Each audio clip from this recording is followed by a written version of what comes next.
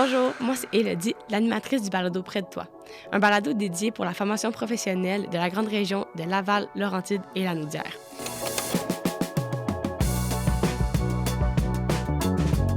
Bonjour, aujourd'hui je reçois Isabelle Millette, une diplômée dans le DEP de la protection et de l'exploitation des territoires fauniques. Elle vient nous parler de son parcours et de son emploi à la CEPAC. Donc bonjour Isabelle, comment ça va aujourd'hui? Salut, ça va très bien, toi-même? Ça va super bien. Donc pour commencer, est-ce que tu pourrais nous expliquer ton parcours dans le DEP? Oui, tout d'abord, j'ai fini dans le DEP que je viens de faire là. Il faut que je fasse un retour avant d'arriver à ce que je fais maintenant. En 1996, je m'étais inscrite pour un DEP en santé soins infirmiers, donc le cours d'infirmière auxiliaire. On a fait une première année, c'était 2 ans, une première année de théorie. La deuxième année, c'était de la pratique. Mais à l'époque, le ministre de la Santé avait décidé de faire des coupures, puis il parlait d'abolir les infirmières auxiliaires, puis de juste avoir des préposés et des infirmières licenciées. Fait que là, j'étais un petit peu embêtée. Qu'est-ce que je fais avec ça? J'ai quand même une année de théorie de fait. Fin bref, pour faire une histoire courte, j'ai continué quand même mon cours. Puis j'ai jamais travaillé là-dedans. Le ministre de la Santé a décidé de ne pas abolir le poste des infirmières auxiliaires. Et puis, j'ai continué ma vie comme ça. J'ai fait d'autres choses que je dirai plus tard. Et puis, j'ai adoré ma formation au DEP, par exemple, au Centre de formation professionnelle à Mont-Laurier. C'est une formation en or. Les professeurs, c'est tous des professeurs dévoués, ils sont pas là de force, pas du tout. J'ai vraiment adoré ça. Ah, c'est cool. Ouais. Puis par la suite, 27 ans plus tard, je me suis inscrite au DEP en protection et exploitation des territoires fauniques. Après 26 ans de métier, j'avais envie de changer le cap. J'ai toujours été une fille de bois. J'ai toujours été une fille que le vendredi matin, j'ai travaillé en pharmacie pendant 26 ans. Le vendredi matin, je pactais mes affaires de forêt dans mon auto. Je m'en allais travailler. Je mettais mon sarrau. Quand 5 heures arrivait, j'enlevais mon sarrau, les grosses bottes. Puis ah ouais, on s'en va dans le bois. Ça a toujours été. Puis avec la COVID, pas mot gentil maintenant, mais avec la COVID, ça m'a fait avoir un grand recul sur ma profession. J'ai été technicienne en pharmacie pendant 26 ans. Je me suis dit, qu'est-ce que je fais? Est-ce que je continue? Est-ce que ça s'alourdit encore plus parce qu'ils nous déléguaient énormément de tâches? Les techniciennes en pharmacie étaient pour devenir un ordre professionnel, donc il aurait fallu que je retourne sur le banc d'école. Okay, ouais. Oui, j'aurais pu avoir accès à certaines reconnaissances des acquis, mais je me suis dit, tant qu'à faire le saut puis retourner à l'école après 26 ans, je suis aussi bien de retourner à l'école pour quelque chose qui va m'apporter un métier pour le reste des années que j'ai à travailler. Okay. C'est pour ça que j'ai choisi le DEP en protection et exploitation des territoires fauniques. Puis dans le fond, je suis vraiment sur mon X, je suis dans mon élément, c'est là qu'il fallait que je sois. Ah, c'est bon, ça. Ouais. Est-ce que vous avez choisi un DEP, encore une fois, parce que vous avez vraiment aimé votre premier? Oui, tout à fait. Tout à fait. Parce que c'est pas une formation qui dure 3 ans, 4 ans, que tu dois passer par le cégep, puis après aller à l'université.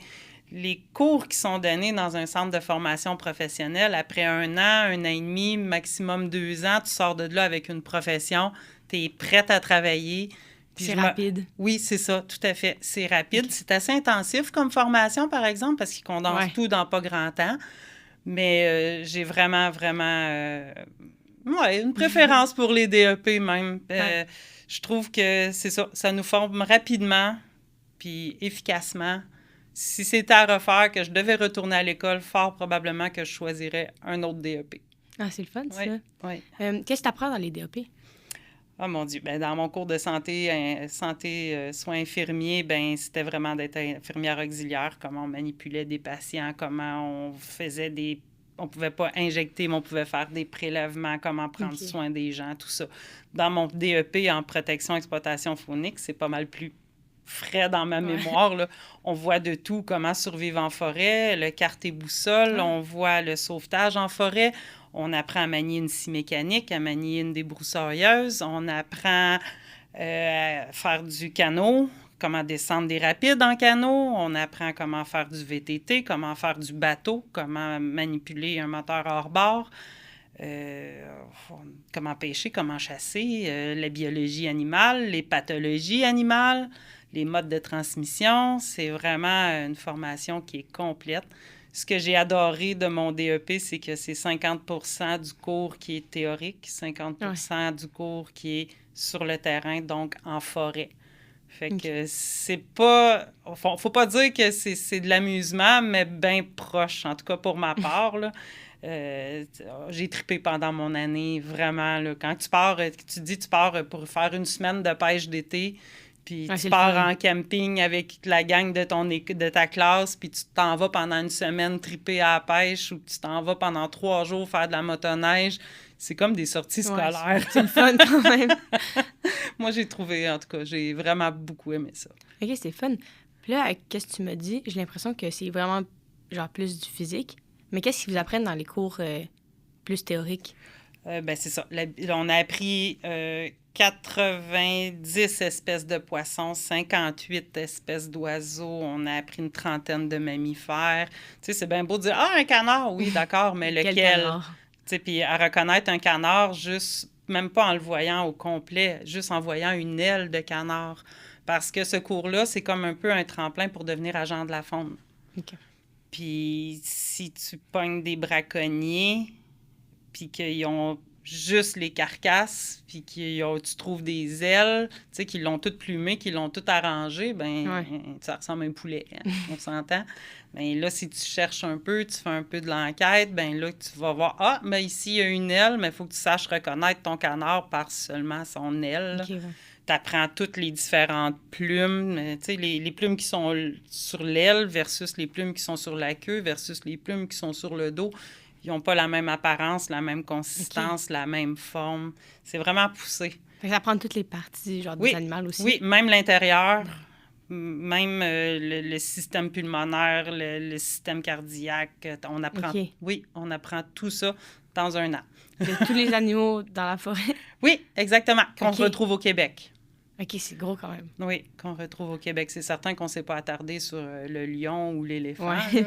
Quoique, ceux qui ont fait le DEP tout de suite après moi, ils ont été faire un stage de 3 semaines en Afrique. Ah! Oui, ils ont été faire une chasse safari là-bas. Ils ont appris de la taxidermie. Ils ont guidé des gens.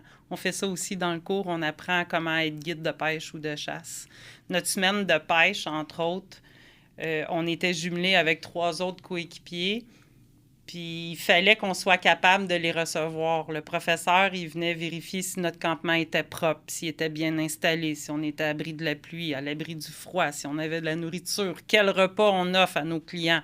Même si c'était nos collègues de classe, c'était comme des simili-clients.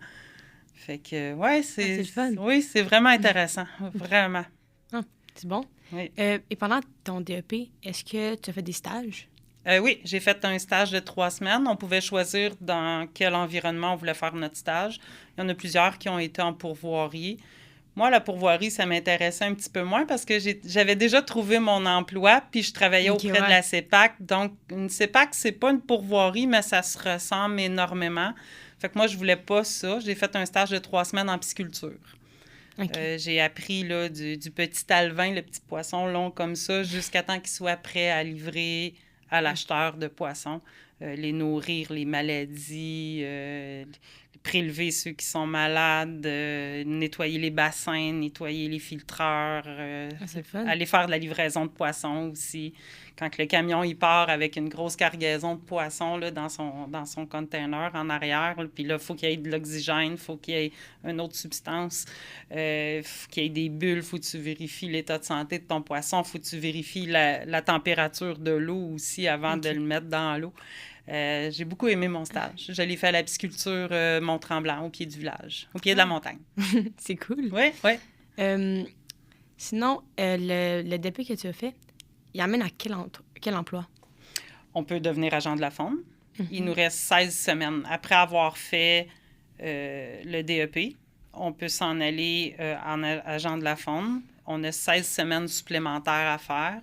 Okay. Puis on peut être reçu agent de la faune. On peut travailler dans des pourvoiries. On peut être assistant aux spécialistes. Ça veut dire assister des biologistes qui vont aller, exemple, le caribou qui se fait de plus en plus rare, aller faire de l'inventaire, aller voir les traces de présence, aller aussi voir si, ici, est-ce que ça serait un habitat parfait pour le dindon? Est-ce que cette rivière-là, on pourrait aménager des frayères? Donc,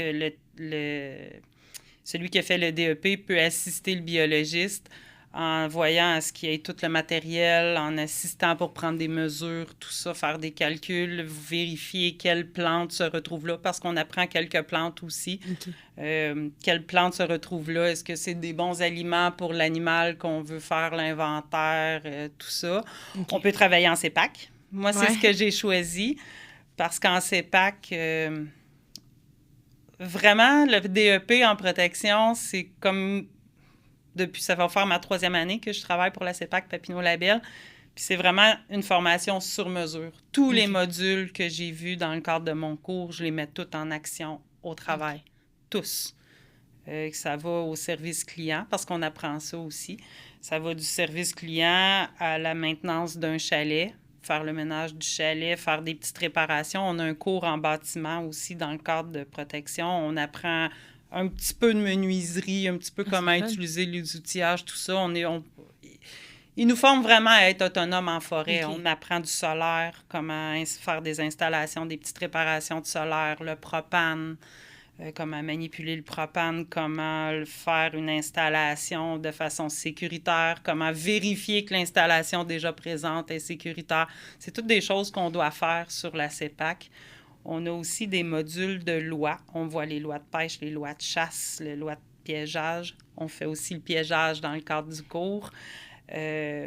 Puis ça nous permet d'être aux aguets un peu plus que je côtoie d'autres gardiens qui n'ont pas fait la formation, parce que c'est pas nécessaire de faire cette formation-là pour travailler au sein de la CEPAC, mais je me vois beaucoup plus complète que quelqu'un qui l'a pas fait pour travailler à la CEPAC. Je suis pas meilleure que mes collègues qui l'ont pas fait, c'est juste que pour déceler une possibilité de braconnage, ben moi, en ayant vu les modules de loi, je sais où aller mettre mon œil pour dire « Ah, lui, il n'est pas supposé de faire ça. Ah, lui, il n'est pas supposé de faire ça. » Puis ils nous apprennent aussi où s'arrêter. Parce que moi, je travaille comme gardien de territoire, gardienne de territoire, mais je ne suis pas un agent de la faune. Je n'ai pas le droit aucunement d'entrer en enquête.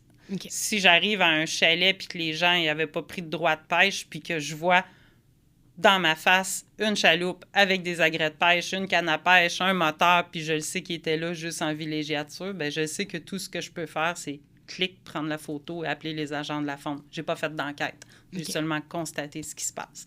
Mais ça, on l'apprend dans le cadre du cours. Puis mes collègues qui n'ont pas fait le cours, bien, eux autres vont aller questionner le client. Ils vont... Fait que souvent, le client, il va se retirer de sa faute qu'il est en train de faire parce qu'il dit « Oh, je sens la soupe chaude. » Tandis que nous, ben on fait ce qu'on a à faire, on se retire, puis il est piégé. Ouais. C'est ça. Ah, c'est cool. Oui. Et tu as parlé des gardiens de la faune. Oui. C'est quoi exactement un gardien de la faune? Bien, l'agent de la faune, c'est un garde-chasse. C'est vraiment le garde-chasse. C'est la police des bois. C'est lui qui peut émettre des contraventions, qui peut faire enquête. OK.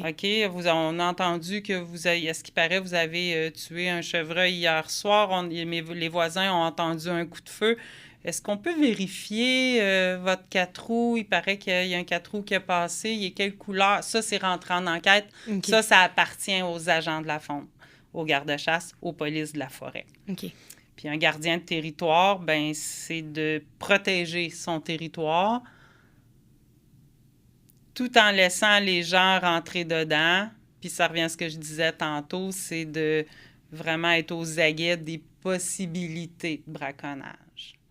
C'est comme nous, sur la réserve, je fais un exemple, là, il y a des vieux camps abandonnés du temps des clubs privés. Puis c'est des vieilles bâtisses là, qui tombent en ruine. Souvent, il y a des murs de tomber, mais ça fait comme 70 ans que c'est là en forêt. Là. C'est des vestiges, c'est des ruines. Bien, l'an passé, j'ai pris 2 personnes, 2 messieurs d'un certain âge, 60 ans et plus. Ils étaient là, ils s'étaient installés un poêle à bois, ils faisaient leur belle vie, ils pêchaient sur le lac en avant. Ils disent, ben voyons donc, ça fait 5 ans qu'on fait ça tous les ans. Non, t'as pas le droit d'être là, t'as pas le droit d'accès. Oui, j'ai le droit, c'est sur les terres de la couronne ici. Oui, c'est les terres de la couronne, ça c'est les terres du domaine de l'État. Ça, c'est des terres qui appartiennent à tout le monde, à toi, à moi, à elle, à tout le monde. Ouais. Mais le gouvernement a comme pris un certain territoire, puis il dit, ben nous, on va on va utiliser ce territoire-là, puis ça fait des sous pour le gouvernement qui réinjecte dans les chalets, que les gens peuvent en profiter et tout ça. Puis ils utilisent des chemins du ministère. Les chemins du ministère, ça, c'est les chemins qui ont été faits pour les bûcherons. Pour justement aller prélever du bois en forêt. Puis le cours s'appelle Protection et exploitation des territoires fauniques. Donc, on ne fait pas juste le protéger, on aide aussi à exploiter la forêt. Ça paraît bizarre dit comme ça, mais il faut faire une certaine gestion. Tu sais, comme quand il vient le temps de la pêche, ben les gens qui viennent à la pêche puis qui prennent un droit de pêche, ben ils écrivent leurs résultats de pêche. Fait que là, le technicien de la faune, il sait que, OK, ben ce lac-là, on arrête de faire venir des clients quand on aura pris, je te donne n'importe quel chiffre, là, mettons 1500 poissons, là, on va le fermer le lac pour justement s'assurer que l'espèce de poisson qui est dans ce lac-là ne sera pas éteinte.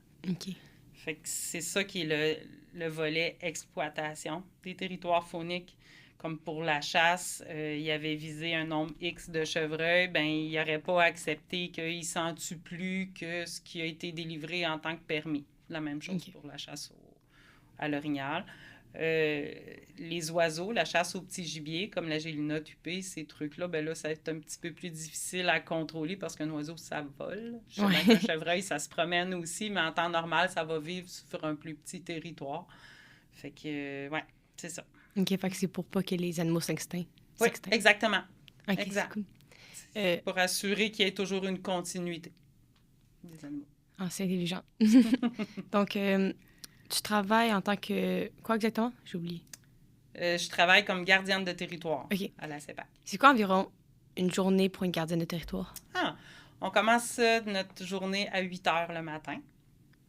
À 8 heures le matin, les gens qui ont loué des chalets... ils ont le droit d'être dans leur chalet jusqu'à 1h30 l'après-midi. Fait que nous, il faut qu'on aille faire le ménage des chalets, aller vérifier que tout est correct, nettoyer le pit à feu, nettoyer les chaloupes, s'assurer qu'il ne manque pas de papier de toilette, de papier brun pour s'essuyer les mains, de ci, de ça. Il faut faire le ménage des chalets. Mais là, le matin, on ne peut pas les faire. Fait que ce qu'on fait, c'est de la patrouille.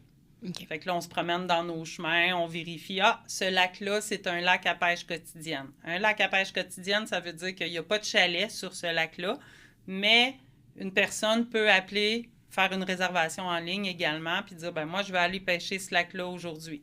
Fait que là, on fait le tour de nos lacs en pêche quotidienne, puis on s'assure que chacun des clients qui est sur un lac a bel et bien pris son enregistrement, son droit de pêcher pour la journée. Puis ce droit d'enregistrement, ce droit de pêche-là, il doit être mis dans le pare-brise de la voiture. Fait que là, on se promène, on vérifie. Cette voiture-là, il n'y a pas de papier blanc sur le pare-brise. Donc là, on vérifie, on prend le numéro de plaque, on appelle à notre accueil. Est-ce que tu avais une réservation aujourd'hui pour le lac X? Là, elle va faire une vérification. Oui, j'ai tel numéro de plaque est enregistré là. Là, je vérifie mon numéro de plaque. OK, c'est beau, il a juste oublié de mettre son papier. On continue notre chemin. Moi, je suis en charge du piégeage aussi sur la réserve.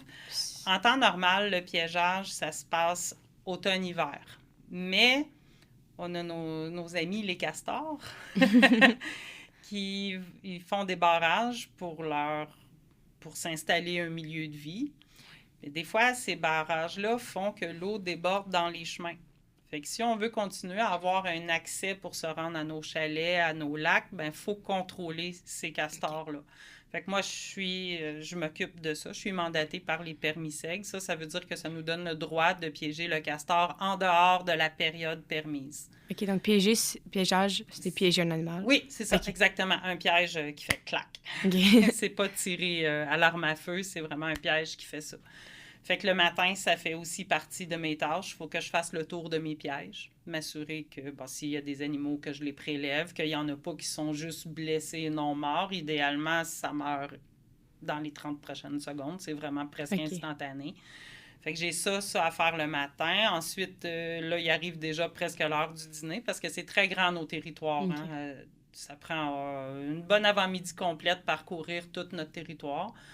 Là, il arrive l'heure du dîner, on va manger une petite demi-heure, puis après ça, là, ça commence. On fait le tour de chacun de nos chalets, on fait le ménage dans les chalets, on s'assure qu'il manque de rien. Des fois, il y a une marche d'escalier qui est brisée, on doit la réparer. Des fois, c'est un moustiquaire de fenêtre, puis Dieu sait qu'il y a de la bébite, on n'a pas le choix de réparer les moustiquaires. Des fois, on va... c'est vrai, j'ai oublié ça. Le matin, quand une personne a réservé son chalet, on la laisse arriver, on lui laisse passer la nuit. Le lendemain matin, on va toujours faire ce qu'on appelle une visite de courtoisie. OK. Bonjour, bonjour, vous allez bien? Je viens juste m'assurer que tout est correct, tout est à votre goût. Souvent, c'est oui. On leur demande s'ils sont à l'aise avec l'utilisation du propane parce que c'est avec ça que la cuisinière fonctionne, le barbecue. Il y a certains chalets que pour l'éclairage, c'est des lampes au propane. Fait que c'est quand même une manipulation dangereuse. Il faut savoir comment utiliser ça. Donc, on les renseigne quand ils ne sont pas trop au courant. Des fois, ils ont des questions par rapport à la pêche. Ils veulent savoir dans quel coin du lac ça mord plus qu'un autre, ou ils n'ont jamais pêché, puis là, on leur montre comment installer leur bas de ligne, comment mettre leur gréement de pêche. Ça aussi, on apprend ça dans le cadre du cours. Tout dépendant de l'espèce de poisson qu'on veut viser, ben, ça va être une cuillère plutôt qu'un jig ou vice-versa. Ça va être différentes choses. Quelle couleur de leurre qui va pogner plus dans ce lac-là. Okay. On est appelé aussi à renseigner les gens là-dessus. Il y a des gens qui vont faire de la randonnée aussi. Ils nous demandent à quel endroit je peux monter une montagne, on renseigne là-dessus. Fait que ça, en gros, c'est pas mal notre avant-midi. Début d'après-midi, on fait l'entretien de nos chalets. On s'assure que les chaloupes sont dans un bon état, qu'ils sont propres. Le client, il est là en tant que vacances. On lui demande pas de nettoyer ses choses. Donc, c'est à nous de le faire. Puis, un coup que ça, c'est fait, ben là, on s'occupe de nos chemins.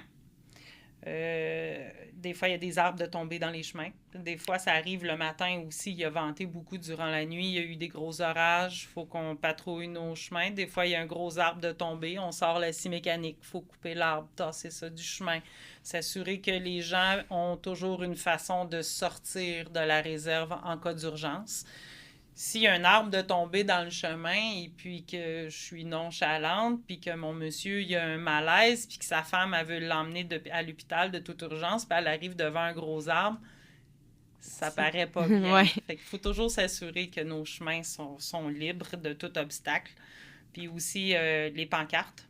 C'est pas juste sur les grosses autoroutes qu'il y a des pancartes routières, même en pleine forêt. Fait que en pleine forêt, ben on a d'autres obstacles. Il y a des branches qui cachent les pancartes, il y a du foin qui pousse. Donc, il faut passer le rotofil, le weed eater, il faut couper des branches pour être sûr que nos pancartes sont toujours bien dégagées. On s'ennuie pas. On a toujours de l'ouvrage, toujours. S'assurer aussi que les sheds à bois pour se chauffer, qui ont toujours du bois de poêle. Quand le niveau de bois de poêle baisse dans la shed, il faut aviser nos supérieurs. La même chose pour le propane, parce que ça va prendre un camion de livraison. En pleine forêt, ils ne nous livrent pas ça en dedans de 10 minutes. Il faut prévoir ça plusieurs semaines à l'avance même. Okay. C'est pas mal ça. En fin de journée, ben on va affûter nos scies mécaniques parce que si on a travaillé beaucoup avec, il faut que nos outils soient toujours prêts en cas de tempête à travailler. Donc, affûter nos scies mécaniques, affûter nos lames de débroussailleuse. Une débroussailleuse, c'est un peu comme une scie mécanique sur un long manche. Puis c'est vraiment comme une lame de scie, puis ça coupe des plus gros arbres, à peu près comme ça. Fait que, puis il faut toujours garder en tête une notion de sécurité aussi. Dans nos camions, dans lesquels on patrouille puis qu'on fait tout notre travail, on a de tout. On a de l'outillage, on a du stock de ménage, on a des câbles à booster, on a une grosse trappe au cas où qu'on ait quelqu'un qui est rentré dans le fossé, ça arrive. Il faut être capable de le sortir. Il faut vraiment avoir un gros système D. T'sais, on est comme dans la brousse, là. C'est arrange-toi du mieux que tu peux. Dans nos camions, on a des radios FM, comme des CB. Puis quand on va faire une manœuvre dangereuse, comme moi, je travaille toute seule dans mon secteur, j'ai pas de collègues avec moi.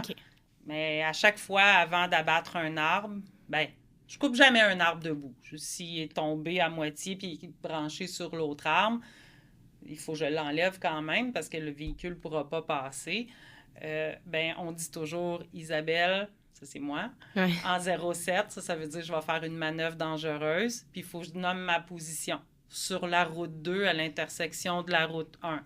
Okay. Là, on fait notre manœuvre, puis si notre manœuvre prend plus qu'1 heure, on doit se rapporter nous-mêmes. Ça veut dire que OK, je suis correct, il ne m'est rien arrivé, je travaille encore. Fait qu'Isabelle, toujours en 07, à l'intersection de la route 2, de la route 1. Ça aussi, ça nous est montré dans le cadre de notre cours. Le même titre que, comme je disais tantôt, on emprunte beaucoup des chemins qui viennent d'être, qui ont été faits par le ministère des Transports pour transporter le bois qui a été bûché par les bûcherons. Fait que des fois, ça arrive qu'on rencontre des gros 53 pieds qui charrient du bois.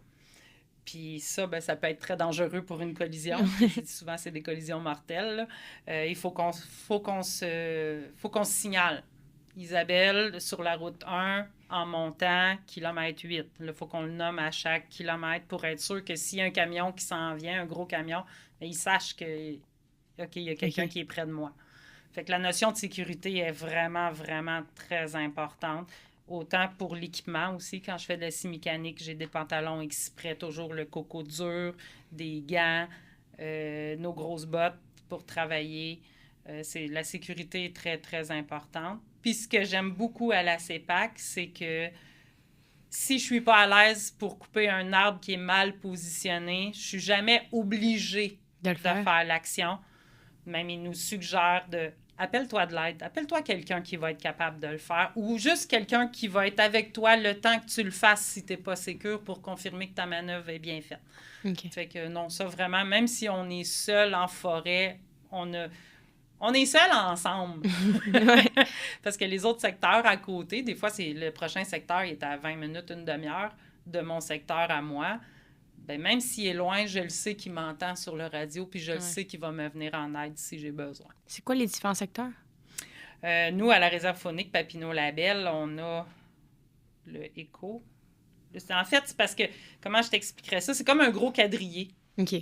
Puis, mettons, le secteur A1 en quadrillé, ça, c'est le secteur éco. Ensuite, A2, ça, c'est le secteur où je travaille, c'est le secteur plat. Après ça, A3, ça serait le secteur Kennedy, ainsi de suite. Okay. Fait que c'est comme des grands périmètres qui ont établi pour dire que le gardien, OK, il va de là à là, de là à là. Fait que comme ça, tu n'as jamais une partie de la forêt qui est négligée, qu'il n'y a personne qui passe. Comme ça, la forêt, on est assuré qu'elle est quadrillée. Tout le monde a sa propre partie. Ouais. OK, c'est cool. Ouais. Ça a l'air un peu dangereux aussi, là. Oui et non. C'est pas, moi, je qualifie pas ça de dangereux. C'est certain qu'il ne faut pas être une personne insécure. Il faut foncer, il faut avoir beaucoup d'initiatives, puis il faut avoir du système D. Ça, c'est sûr. Du système D? Système D, ça veut dire être débrouillarde. Ah, OK. Débrouillarde. Bon. OK, pour terminer, je me demandais, s'il y a un élève qui hésite à aller dans un DEP, est-ce que tu as un conseil à lui donner? De foncer, puis d'y aller. Pour vrai, là, comme je disais au tout début, là, moi, j'adore ça, les DEP, parce que c'est des formations qui sont pas longues. Puis, tu sais, le système de l'éducation, de la façon qu'il est fait, il faut qu'il donne la matière, puis il va être certain de rien oublier. Fait que tout est condensé. Tous les points vraiment importants ne sont pas négligés. Puis des fois, quand une formation est trop longue, c'est sûr qu'il y a des affaires qui sont un petit peu moins importantes, moins utiles. Puis dans les DEP, je trouve que la formation est donnée sur vraiment tout ce qui est important. OK, ouais. C'est rapide et efficace. Oui, c'est ça, exactement. OK, c'est bon. Merci beaucoup d'être venu avec nous aujourd'hui. C'était vraiment le fun. J'en ai appris beaucoup. Ça me fait plaisir. Merci à vous de m'avoir invité. Ça fait plaisir. Merci.